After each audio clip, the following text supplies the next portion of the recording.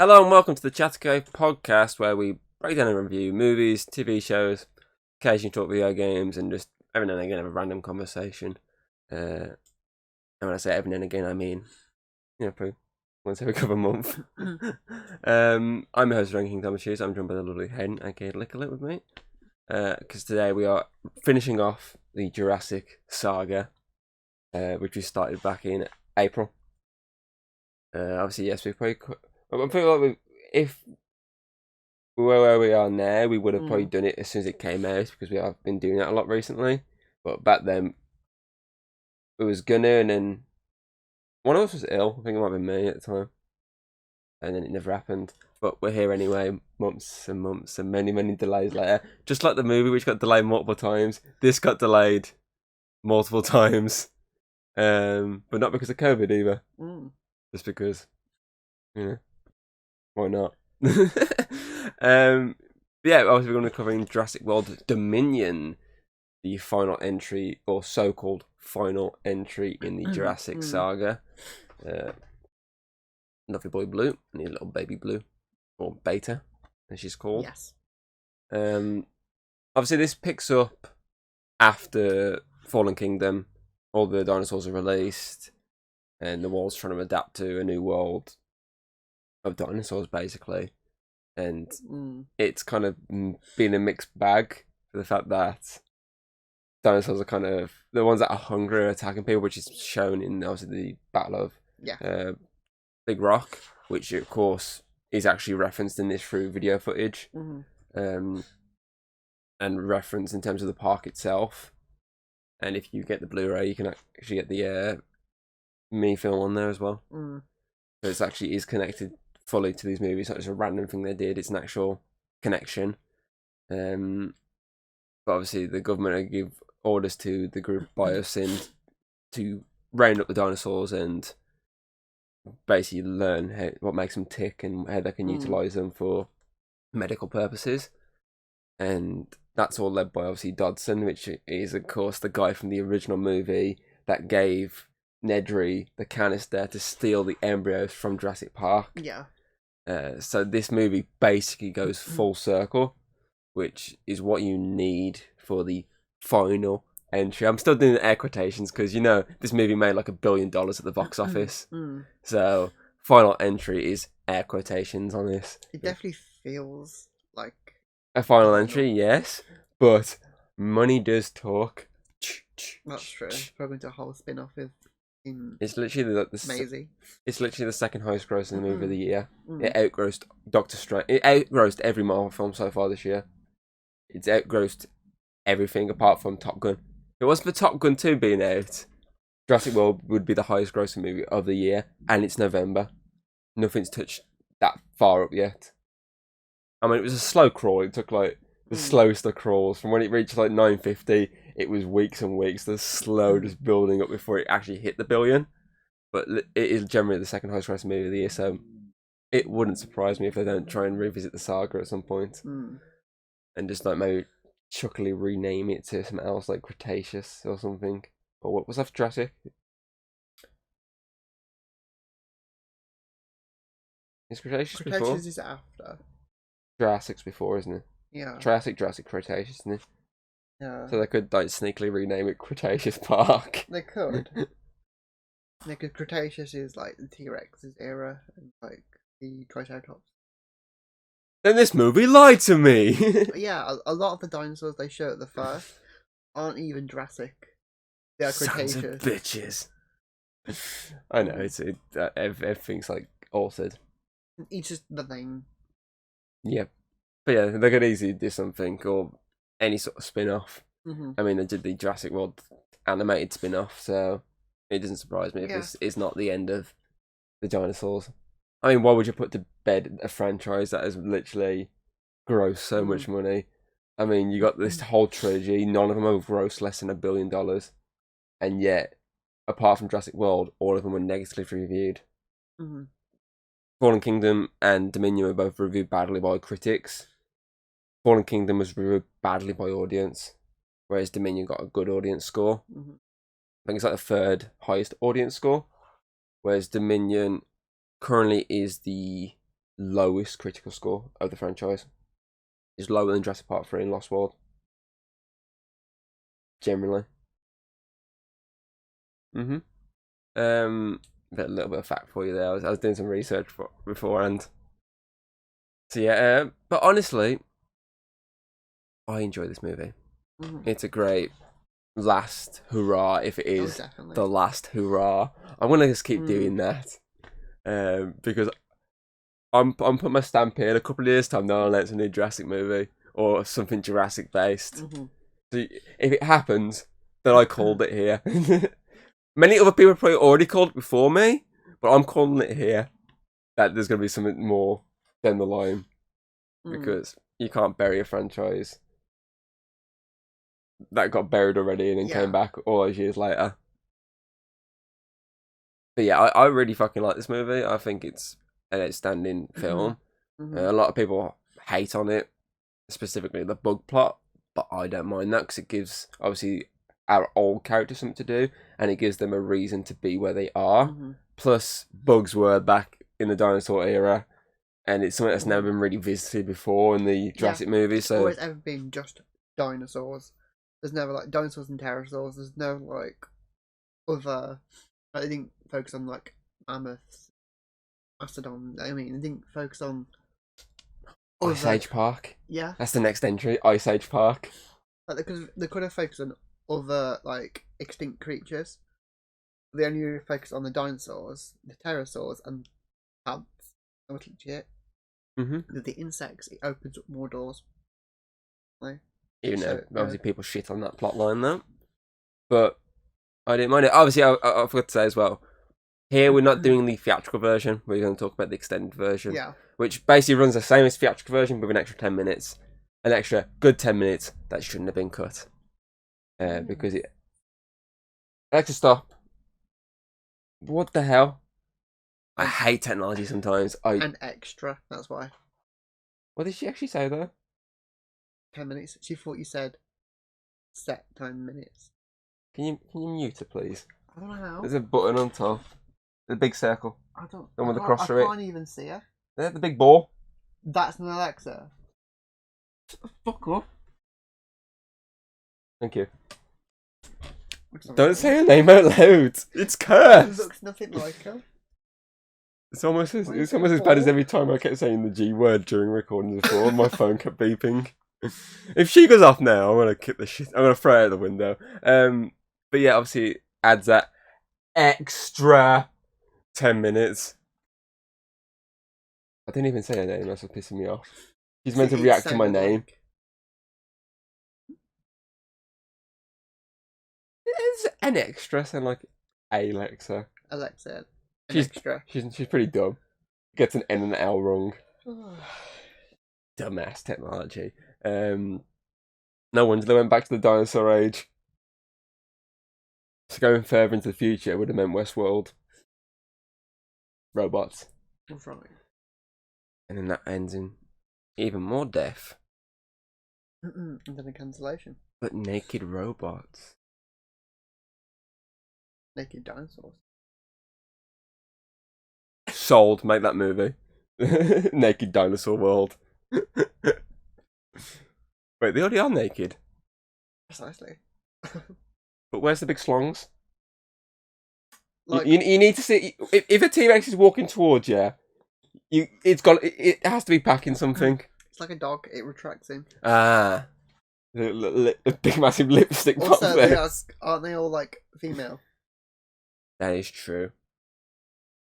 That was the whole point of the first film. Was like, oh, we made them all female. So that is true. Yeah, and they only changed gender when needed. Touche. Yeah. Touche. But yeah, obviously, that's the thing. Obviously, this is the first time they've dealt with other kind of species, not just dinosaurs. That's the thing. The game we played, obviously, Prehistoric Kingdom, that dealt with all sorts of species, whereas this Jurassic, obviously, World and Park just focused heavily on dinosaurs, and they say pterosaurs, Yes. So it's a good way to end the franchise by actually visiting something new, which is obviously genetically engineered locusts, which obviously are engineered with obviously dinosaur DNA and all sorts of things to make them a bit more hench, big boys, more resistant to stuff like fire and because I mean they get lit on fire and somehow still swarm around in like a massive fire tornado. They're still like weak and they're hurt, but they are. I think it's a bit. I think it's a bit of like thicker skin, so it can they can take a bit more. Yeah, it still kills them off eventually. Yeah, it still gets them eventually, but it's the case of it can take a bit a bit more longer. But yeah, obviously the cool thing is obviously it brings back the old characters, the old guard. Obviously, Laura Dern's character, Sam Neill, Jeff Goldblum, obviously Wong. I can't really say Dodson because different actor. With the same character, yeah. Yeah, it's all five of them. Yeah, all five. It would have been cool if they brought the kids back from the original. That would have been pretty cool. Yeah. Obviously they sadly didn't. Or even some sort of reference to them. Like, I mean, they even bring they bring back characters from the Jurassic World franchise. Obviously, they bring back the raptor handler from Jurassic World. Yes. Who's obviously now working with CIA and whatnot. Obviously, they bring back the two characters from Fallen Kingdom. Who obviously one goes out of it quite early. I'm guessing maybe at that point she might have been doing Cowboy Bebop, so she went out of it to do that. Either that or the road trip because they kind of didn't need a character into it. Yeah. So little cameo at the start, gone. I wonder what Blue was filming them for her to get out this entire film. Yeah, I think. Was she filming her own spin-off? She's just gonna be asked. She didn't want to work with Chris Pratt too much. I know what it was because there is like a VR sort of experience to Blue, which is like it is years old. Maybe they're doing a remake of it. So Blue went off to film that instead. Or maybe Blue's playing Yoshi, and they had to get all that done first. Oh, that's a good point. Yeah. It's a lot of makeup to make a raptor green. Yeah. I forgot about that. So she's gone from working with one Chris Pratt to another type of Chris Pratt. A Mario Chris Pratt! The worst Chris Pratt. But yeah, obviously, as well as obviously that character, those characters, they also bring back references to other Jurassic World characters. Obviously, the two images of the techies from Jurassic World. They bring back references to them on the pictures. Again, I said to you, I said it'd been cool if obviously the one guy who's working with the guy from Fallen Kingdom is obviously the CIA and whatnot. It would have been cool if that was him or her, one of them. Yeah, one of them would do. So that would have been cool if they were there with him. Like that would have been like bringing the two first movies together. But sadly, I'm guessing COVID probably played it because I think he was going to be in it at one point, but I'm guessing more likely COVID or something meant he couldn't travel or something stupid like that. Which is usually the go-to reason for basically people not being a part of movies and whatnot. What else can we say? Obviously, the cool thing of this as well, it's another prime example of a great merger of digital and practical effects. It does it so well. There's a lot of scenes that you think are all digital, but they're not. I mean, the Gigantosaurus, his head, a lot of that was practically done. But obviously the body itself was all digital. Yeah. But if you look at it, you'd think it was all possibly a digital creation. You wouldn't think, oh, half it is, half it's not. But that's how well they do it, blending it in together, adding a bit of obviously digital to the face to blend it in more. So I do like how they managed to do that a lot. I think they're taking inspiration from the first Jurassic Park by having a lot of the big major shots of the dinosaurs being in dark. Yeah. Especially with the Giganotosaurus. So the big end battles just all pitch black basically.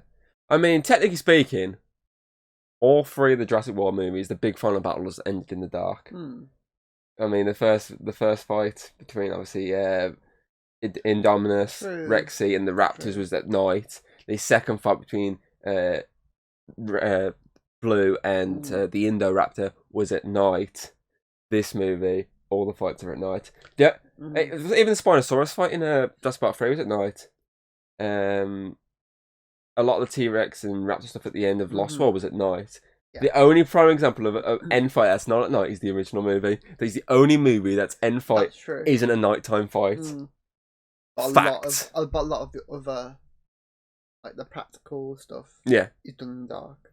I just realised that. Obviously, the first movie is the only one that ends in the daytime. Every other, I mean, technically, the first one's surviving the night. Yeah, surviving the night, and obviously the escaping day, whereas all it's like basically surviving the night at the end, and then you usually get like the last shot, which is probably daytime, but the final fights are always nighttime. I only just realised that. But yeah, obviously, digitally, this movie is phenomenal. The CGI looks really good. But as I say, the practicals look so good. I mean, you got a lot of little dinosaurs that are practically done, which are really cool. And even in the extended cut, which obviously is something that's not in the original cut, is you get to see a practical locust. Because obviously they added a scene in the extended version where obviously, because in the main version, Laura Dern goes to the farm where the locust attacked, and then it kind of just cuts away elsewhere. Whereas in the extended version, she actually goes inside the house, meets the kids, and you get to see these practical locusts. She even does like the whole DNA. Yeah, the swabbing, explaining it. But later on, it's why she's doing what she's doing later on with the DNA. Yes. So, as I say, you get a close-up shot of this little practical locust inside this cage. So that's pretty cool. That's the thing I do like with this as well. A lot of these extended scenes explain a lot of stuff that you would question a bit in the film. You're like, okay, what's this? I mean, the start of it, the entire opening is a brand new thing. It's obviously what they release promotionally on YouTube. Yeah. Which obviously, Alexa, stop. Fucking turn. Unmute it. Why? Alexa, stop. Mute again. Because she was muted, she couldn't hear me, and she's beeping, and she can only turn herself off if I tell her to turn off. Fuck's sake, goddamn technology. Even though I told her to stop already. Where was I? There's another distraction one. Why is it with me getting distracted constantly by a stupid thing in the background? I'm just going to unplug it next time entirely. But yeah, obviously... What the fuck? Oh, they extended stuff they added. Yep.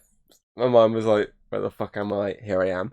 But yeah, obviously it's the opening to up till the point of the title card is what you saw on YouTube, where obviously it's the first time ever they've gone back in time to show off the actual dinosaur era, them walking around all the fur on a lot of them, and obviously the death of the T-Rex by the Gigantosaurus, and the little mosquito getting its bit of DNA for later on from Mr. DNA. And obviously then it cuts the president with basically the government chasing the T-Rex to a movie theatre outside on the driving ones, and it basically running rampage before the title card happens. And then we get the actual start of the movie that we saw, which is the video footage of a documentary explaining what's gone on with the world. Yes. Which, if you look at both versions and look at how both versions start, the extended version is easily superior. Because, yes, okay, they're explaining everything to catch people up, but the extended version starts with the actual dinosaurs. Yeah. That's what you want to see. This digital masterpiece. And then, obviously, the taking down T-Rex, or going after the T-Rex at least, which then explains later on why the T-Rex is at Biosyn. Because you even see him getting carted away to Biosyn, which was where she is later on. And obviously, everyone else meets her. Well, that's the extended version. You got, obviously, in the extended version as well, following the Chris Pratt chase and the Parasaurolophus fish, you get the hunters, or the villains, meeting Chris Pratt for the first time, which is something that's cut again from the theatrical version. It's just literally, the first time they meet is basically when he sees him across the bridge, basically. That is the first time they meet. Whereas this, they actually meet face to face, and obviously this is how they explain how they're the bad guys in this situation, which is again something that ties the film a bit nicer together. And there's just a little few other things. Obviously, Sam Neill gets a little extra dialogue. There's another scene between obviously Dodson and he's basically intern type guy. He's that guy who's basically the good guy. There's the scene in the server room when he finds him deleting stuff, which I don't remember being in the actual theatrical version. In the theatrical version, if I remember correctly, the time they first finally end the conversation is in the meeting, basically in his office. Whereas this version, they get that little dialogue first and then the office. So he gets to see him being a bad guy fully on. I literally would compare this film in the sense to the Batman vs Superman and its Ultimate Edition.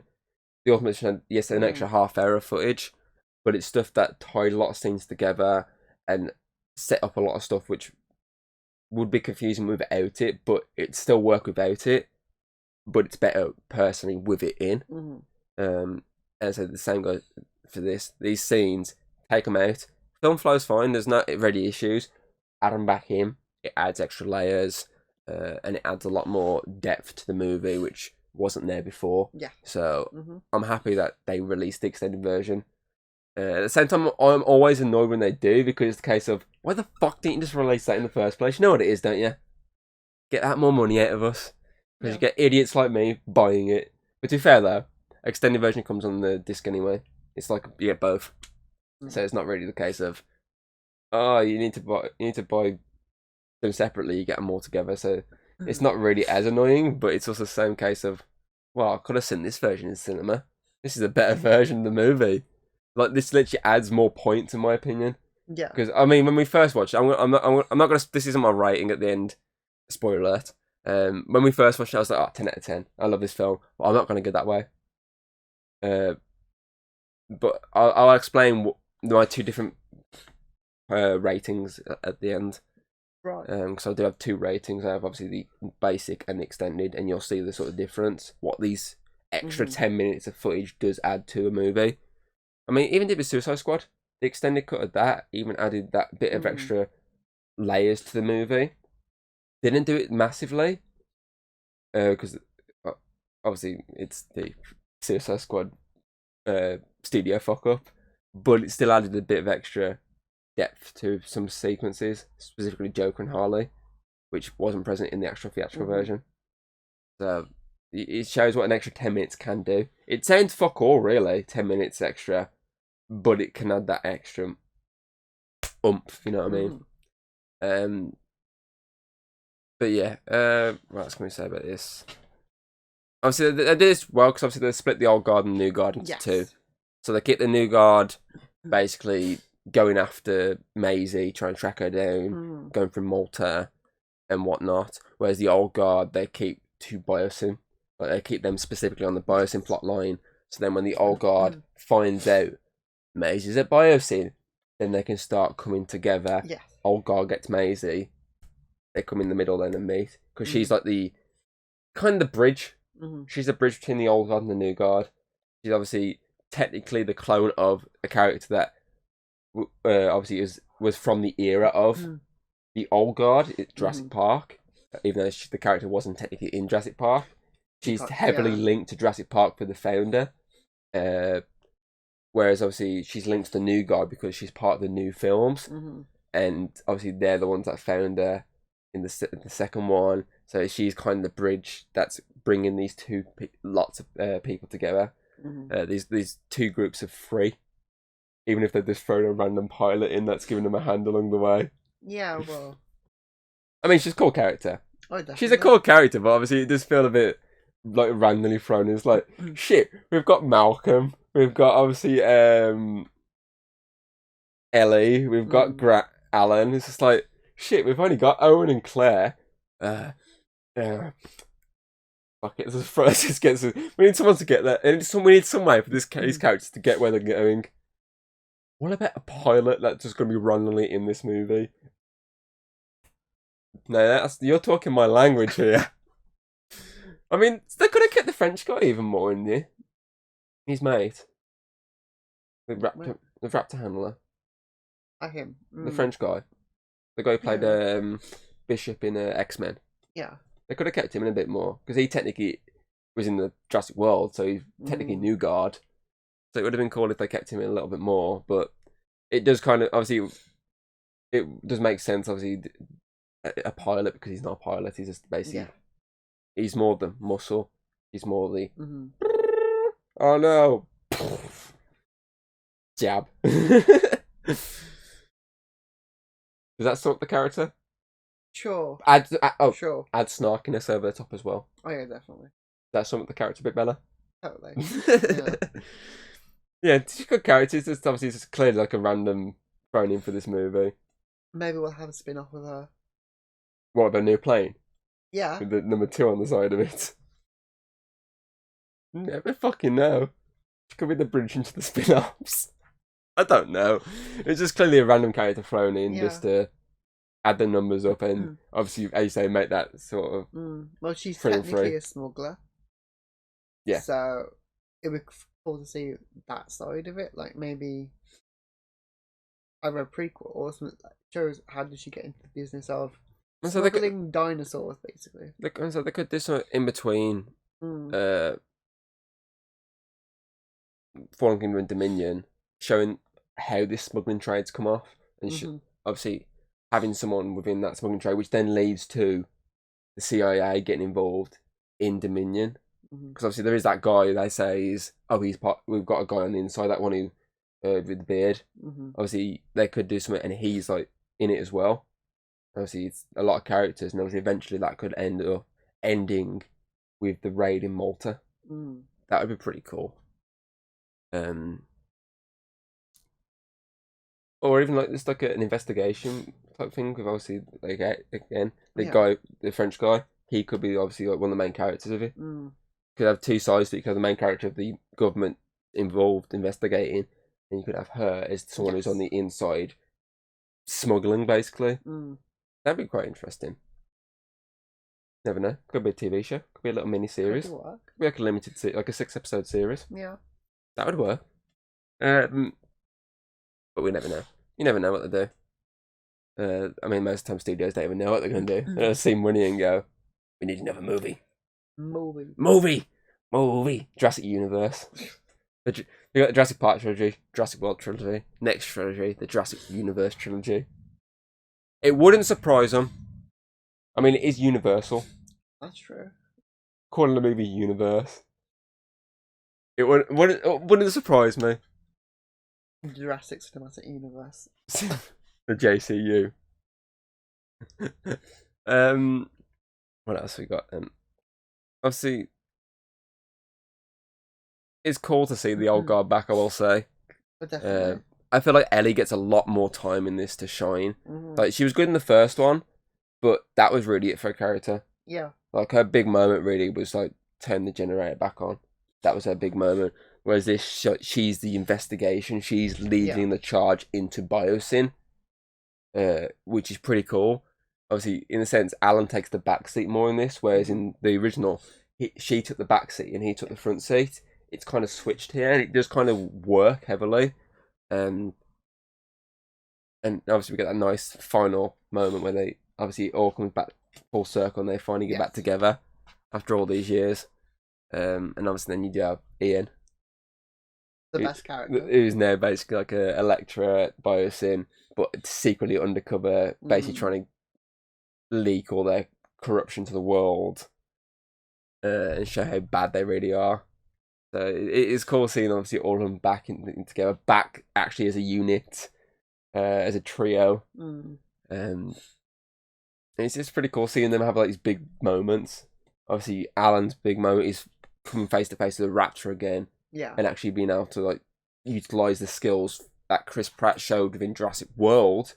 So he's utilizing the new skills to deal with the Raptor. Obviously, Ellie, I say, leading the investigation into Biosyn. That's her big moment.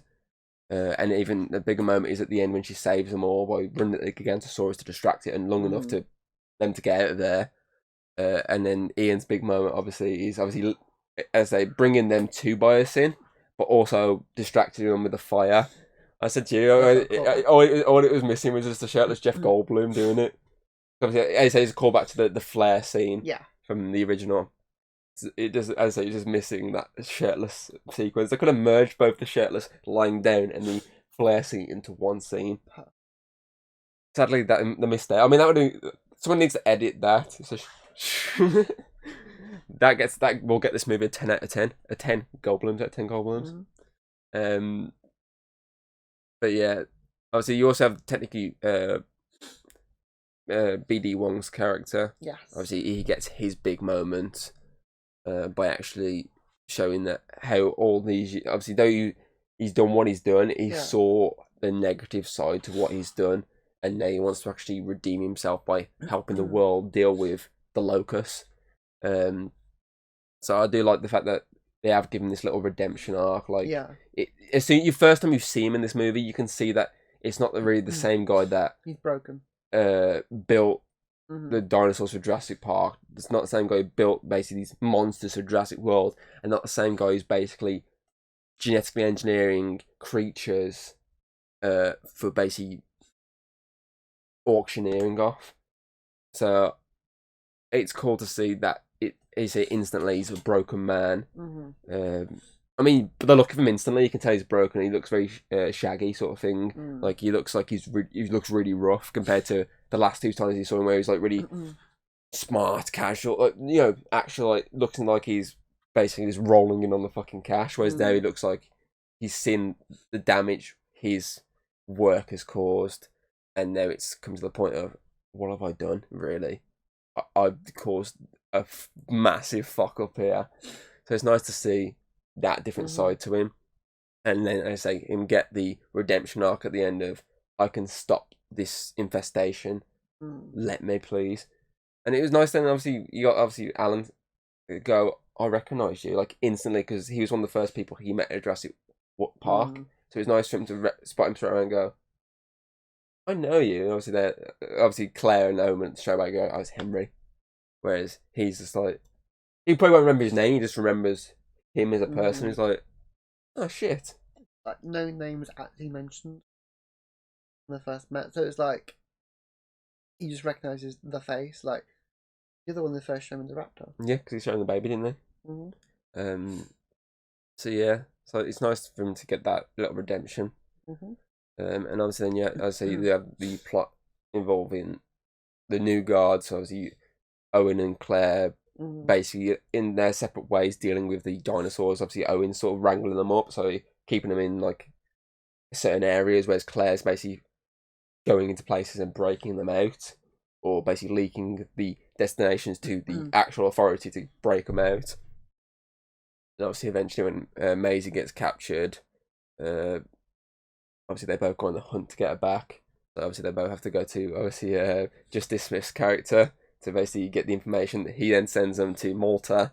They're involved in the obviously chaos of the trading business in Malta, where obviously the dinosaurs all get out, just murking, destroying everyone. So many different dinosaurs. I mean, there is massive variety. Big, little, like there's so many different creatures just attacking. I mean, my favourite moment in that whole sequence is literally the guy when obviously he's getting his arm bit by a baby Carnotaurus, like my favourite dinosaur, and the other side he's got that little practical dinosaur having a little nibble on his arm, and it's just like, that's good. Go on, little fella, get him, you get him. And then the big fucking dinosaur comes in. Well, the medium-sized dinosaur comes in and just like, and obviously you get the variety spread out across the city. Then with obviously the Carnotaurus and the Allosaurus, I believe it is, eating like everyone along the path. You can get like going that scooter. There's raptors as well. The raptors. Oh, I had it on my fucking tip of my tongue. Then you said you added a word to it, and I just fucking it slipped my mind. Then damn it. Fuck's sake. You made it slip my mind there. You added something to the start of Raptors. I was getting there, and you said something, and I was like, oh fuck, now he's gone there. Atrociraptors. What did you call it? I was trying to think. I'm beginning with an A. That was it. That's all I can remember. What did you actually say though? It was like alley or something like that, or I was trying to remember what. I knew Alley it began- raptor. An I alley knew it raptor. began with an A. When you say, but I was it's an alley raptor, it's like this, one of like a leather jacket and a little switchblade in an alleyway. You're in the wrong alleyway, mamacita.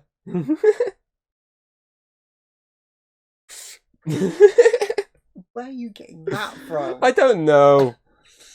I was making shit up now. But yeah, it's a Trosseraptor. Okay. Obviously, they're getting the chase with them, which is pretty cool. And obviously, they're basically just basic raptors with the mindset of the Indoraptor, because the whole laser beam. Because the Indoraptor was built to use a laser. Whereas this one, it's like not built to it. It's Bred. They're From the ground up to the point of laser, you kill. Which is pretty cool. Again, obviously, then that builds up into the Bioscene.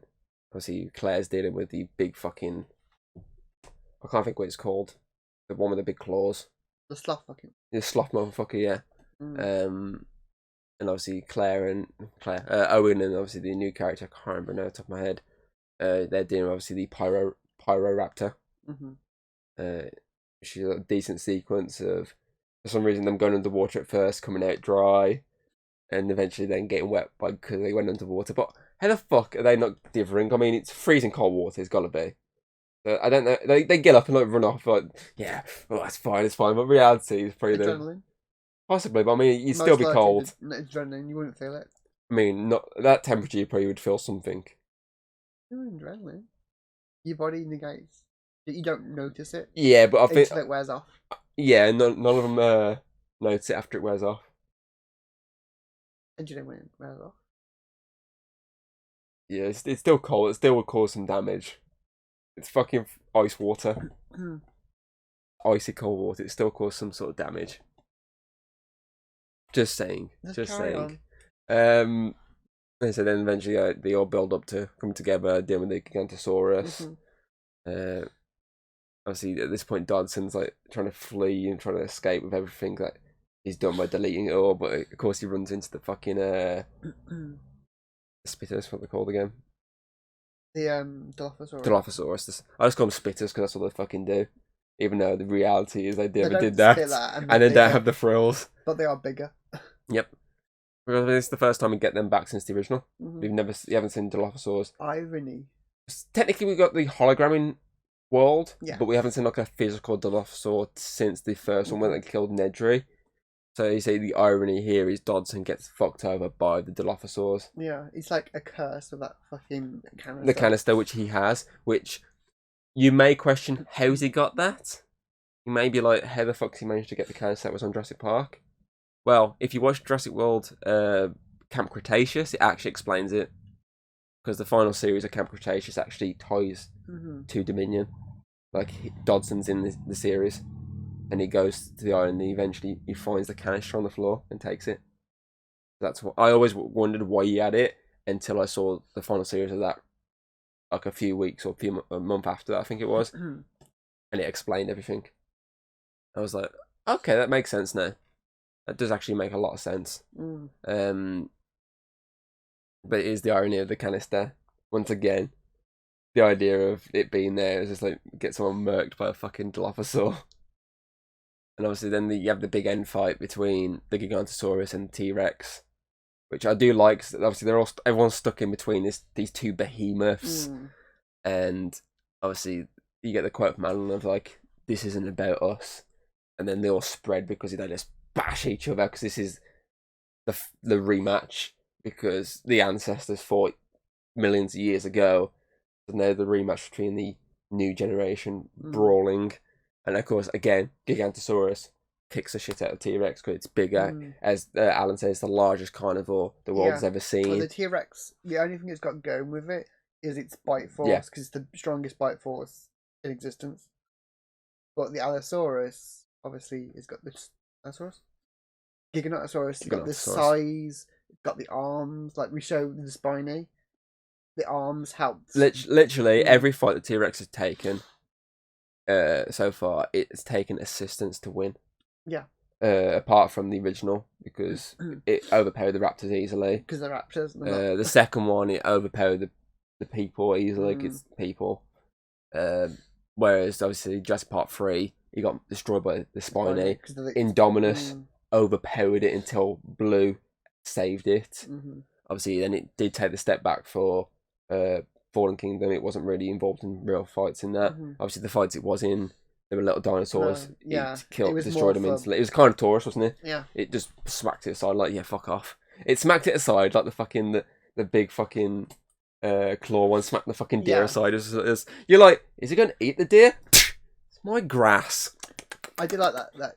Also, the one that helps defeat, like, the Giganotosaurus is basically a herbivore. Yeah.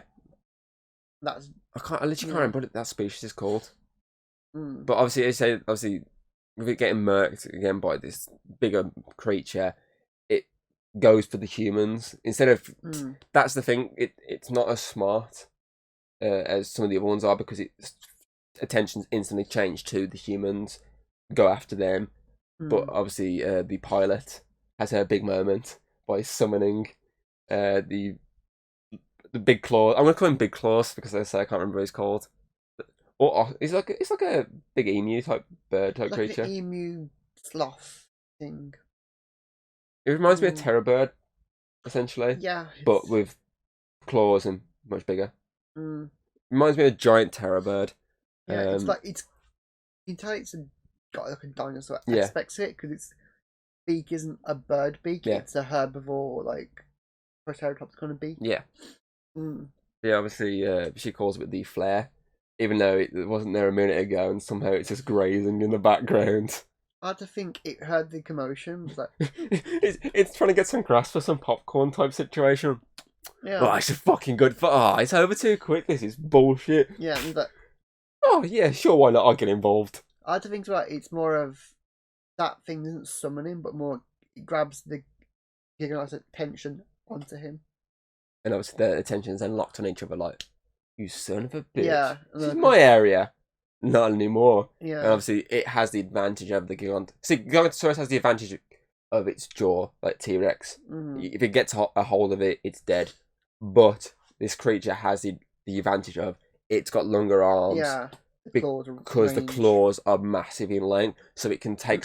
It can sort of go swipe, and then back away, swipe, back away. Whereas a Giganotosaurus, it has to get close. It needs to get close in, but as it gets close in, the swipe knocks it back. And its strongest weapons are very close to its weak points, its throats, the skull. You know, it's easier for the slothing to slash it. And obviously at this point, then you get the zoom in on the T-Rex with the light keep flashing over it on its eye, which is obviously a reference to the start of the film where it's focused on the T-Rex's eye, and then its pupil dilates and it's like, yeah, it's awake, and it gets back up, and the Giganotosaurus is then stuck in between a rock and a hard place because the T-Rex just plows it straight into the claws of the big bird, Big Bird from Sesame Street, and kills it, and like fucking brutally, because the claws like straight for the neck, and then they both just roar as everyone else leaves, and then we get like the end montage of explaining everything's going on. Obviously, Alan and Ellie getting back together. You also obviously have obviously the family coming back together now. You also have the dinosaurs and the obviously in obviously this place. This Biosyn research massive area. They're now obviously able to roam around. There's 3 T-Rexes there because there's 2 from the Lost World. There's obviously the mom and dad from the Lost World, or just the mom and the mom. So you got them 2, because that's the dark theory about this now, is the fact that means the T-Rex that was killed in Jurassic Park 3 was the little baby from Lost World. Yeah. That's like the dark theory, is that was the baby. And it's dead now. After the entire film, they're trying to save a baby. It's dead. Unless that was the dad. I think I think even the sort of directors chimed in on that sort of thing. Is the theory is that it's the baby from JP3, Lost World. Sorry, dies in JP3. Yeah, it might explain why it wasn't also that good of a fighter either. Yeah, because it was youthful. It didn't have a lot of experience like them. They wouldn't probably pick the fight with it. They'd probably back away a little bit. They might attempt to, but they probably wouldn't have gone into the fight if not needed. Plus, it'd explain why it's alone, because if you think about the other two, they were kind of always together. So it would explain why it was by itself. It fucked off from them. Yeah. So obviously now it's Rexy from the original Rexy, and these two from Lost World thriving on the island. Obviously, is that then you got the whole world of dinosaurs. So you got obviously mosasaur now with like whales like swimming in the ocean. You got the pterosaurs and obviously the different bird type ones flying with normal birds. You've got the triceratops type species. I don't think it's triceratops, but it's triceratops type species with the elephants in Africa, and Blue's obviously running for the woods with Beta, which is obviously who they rescued from. Yeah, and they got Parasaurus with the horses. Yeah. So everything is in place now, so that the world is actually coexisting. Like it's compared to the start of the film, it's in more coexisting now than it ever was before. Because sort of all the dangerous dinosaurs are actually now kind of in Biosyn's area. Yeah. Whereas all the more kind of tamer ones are worldwide. Apart from Mosasaur, that's the only one that's kind of like, yeah, this might kill someone. Yeah, but I think it's more like it's found some like ones that's like, oh, these big guys. I like these guys. Yeah, obviously the only downfall is the fact that it showed at the start it can just take down a boat like there's nothing. Like when it's going after the fish. So hopefully with them lot, the fish, they might take it to areas where the fish is a bit more away from people. Yeah. Whereas before it was hunting by itself, it saw fish in a cage because it saw something on a crane, something it's used to at Jurassic World. It's used to a shark on a crane. Yes. So I reckon that's why it went for that as well. It saw food attached to something hanging. Yeah. So that was like memory instinct. It associates hanging with food. Yeah. Yeah. Pretty much. I've only just thought of that. Smart brain thinks sometimes. Not all the time. Sometimes. 20% of the time. 5% of the time. But yeah. I'm trying to think of anything else. I think basically spoke about how this movie flows. Yeah. I mean, it's not as bad as they said it was. It's actually a pretty good movie, and the extended cut makes it a bit better. Anything else you want to bring up? I mean, there's a lot of like good callbacks to the music as well. Yeah. When we first see Alan again, call back to the original Jurassic Park theme, yeah. I mean, a lot of it does come full circle. A lot of the old story beats, they get resolved, like redemptions, and there's a lot of closing the book. Yeah. That's why it's, even though it might not be the final book, but it feels like film, but it feels like the final film. Yeah. Which is good. So you want to do like there was stuff that you could, that you got to like actually properly look and think about it. What other things they could do, like with the smuggler, or do more stuff with Maisie maybe, or Owen and Blue. But a lot of it all been like solved. Really, it's all been completed, and it could be easily arrested, and nothing. You've not got any like niggling questions like, but what about this? What about that? Because a lot of it gets solved. Yeah. Yeah. But anyway, anything personally, I wouldn't mind. I would be okay with more prequel type things. Yeah. But anything set between Jurassic Park and Dominion, anything between the original and that one, just to tie other things up. Yeah. I feel like that'd be the only thing I could say. Yeah, go for that. Yeah. It wouldn't be too bad. Like, they could easily do something about when they first built Sauna, the second island, to show basically how that fucked up to the point of when you see in the second film. So that'd be quite cool. That's the only thing I could say, really, that I wouldn't be too pissed off with. But I feel like anything past this movie, they shouldn't bother with. It should be that it is done and out. Just focus more on, if you want to extend the universe, extend it from within, not without, if you know, not outwards, if you know what I mean. Inwards rather than outwards. To add depth, don't add more. Yeah. That's the best way to try and put that. Yeah, okay. Anything else? I mean, Jeff Goldblum. Just Jeff Goldblum. He slid into my DMs. I'm sorry, did what? You can fucking slid into my DMs if you want. Jeff Goldblum. It's Jeff Goldblum. You're lucky. You're lucky I brought the Funko Pop of him as well. And the old one. Yes, anything else? That's it. Pretty much covers all the bases that you want for the final entry. Yeah, I'm gonna get some ratings then. Yeah, sure. Okay, and so personally, I think the theatrical version it'd be like a 9.4. It's good, but it is a obviously these extra. After watching these extra things, it's kind of like I really wish they were in it. Yeah, it's like in comparison. Yeah. Like on its own, if the extended didn't exist, it probably should be. But the irony of saying 9.4 is literally that it came out in '94, the original. The irony. I wasn't intending to do that on purpose. That was just a random coincidence. But yeah, in terms of extended version, which we're covering here, I'd put it as a 9.8 out of 10 personally.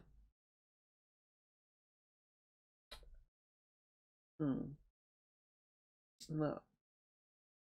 I think the theatrical, I would give it a 9. With the extended, it adds that extra point to me. When you say extra point, you mean an extra whole point or extra like extra whole? I don't like doing the decimals, so I do wholes.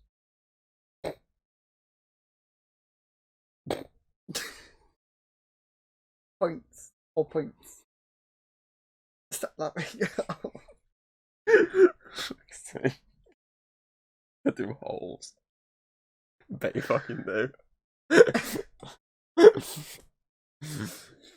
So are you saying what I'm thinking? Saying theatrical 9 out of 10, extended 10 out of 10. Yeah, because Jeff Goldblum, but also the variety of dinosaurs. The shots are beautiful. There's a lot of really good cinematic shots in this. Really. Yeah. And then, so obviously, a theatrical version, it would get the Chat Cable rating of 9.2. Okay. Extended version would get the Chat Cable rating of 9.9. Am I correct there? I am, aren't I? It was 9.4, 9.2, 9.8, and 10, 9.9. Yeah. I can't ask to work it out, so it's simple. It's what's in the middle. 9's in between 8 and 10. 9.9. I can't ask to work it out, so 2's half of 4, and it's double of 0. I'm really tired now. Hang on. Okay. MVP, and I'm not giving it to Jeff Goldblum. I want to give it to Laura Dern as Ellie. Okay. Jeff Goldblum, runner-up. I'm gonna have to compromise, aren't I, on that one? Jeff Goldblum. I just feel like Ellie deserves the credit that she gets for this because she's incredible in this movie, and obviously her character goes full circle in the sense that she finally gets with Alan at a point where he's now okay with kids, whereas before he was a bit of that's what kind of separated them fully. Whereas now it's the case of he's actually okay with kids, so they can come back together and actually be this couple, even though the actors are like fucking like, is it 10 or 20 years apart? He's like in his 70s, I think, in real life, and she's like late 50s or early. I think she's late 50s. Like there's a massive like age gap between them. But it's nice to see them go full circle and actually come back together. And she's like the driving point of this movie for me. So yeah. Okay then, so runner up with Jeff Goldblum because she says so. It was quite funny when he was in it. And he did stand out. He always stands out. It's Jeff Goldblum. Okay, favourite moment. I'm going to give it to the shot of the T-Rex and Big Birdie standing over the Gigantosaurus roaring after they've killed it. I love that shot. It's such a good shot. Trying to think. I mean, visually, when we first, like when Claire's obviously slowly crawling away from the big one, and she goes into the water. And it's slow, and then she's under the water and she's roaring at her from above. Yeah, that is a good shot. The whole thing is. That's like that's one of the first pictures they released of the film was that. Yeah, I like the way you do. It does look very intimidating. It's Well, this slow. could be her end. Yeah, because it's the very slow. Because the fact that crawl it's as actually well. followed her and it knows sort of where she roughly is. Yeah, and it's like, come on, get out. Yeah. Going with that shot. Okay. I Okay. like that shot. Okay, so my question here is, do you want this to be the final act? I mean, canonically, yeah. Yes. I like the idea of seeing what would happen between, obviously, the second Jurassic World and this one. But also, it would be, like, kind of tapping over this if you just go back and add more films to after. Like, all this hard work. Oh, yeah. So you agree with me of before rather than after? Yes, yeah. I think at the point where it is now, where like there actually is a lot of symbiotic relationship between the old and the new, with all the like different species that are cohabiting. It's better to have that as the final. Anything else, add on. Want to add on to it? Do it step before. Definitely. There's a 2-year gap, so they've got space to they've got space there, and there's also technically the big year gap between the original and this one to even add more story of how they built the original Jurassic Park, a bit more about the disaster element to it, how they built Jurassic World without the disaster element to it. So it lets you go do stuff without the disaster element to it, like an actual proper like dramatic or basically type movie where it's the dinosaurs are there, but it's not as in the killer type that we've known. And they could even do like an experimental thing where like it's back in the pure past, shows the original, like even like a very experimental video, no dialogue kind of film, where it's just following a dinosaur or something. That'd be interesting to do. Quite experimental. Yeah. It'd just be the film Walking with Dinosaurs about the cast talking over it. But basically, David Attenborough. Who was he? The mighty dinosaur. He's that old. Taking a crap on the floor. He was that old. He was there. It would have been cool if Richard Attenborough was still alive because he could have done it. Yes, he could have. Because then it would have been like Hammond. Like it could have been like some sort of footage they made. Yes. And it's like what they're showing to like an audience to try and sell the idea of put these in the park. There's a lot they can add, but in between, not after. So yeah, okay. Well, yeah, that's it for Jacko podcast. I'm gonna stop announcing sort of what comes next because obviously we did have to change sort of scheduling sometimes.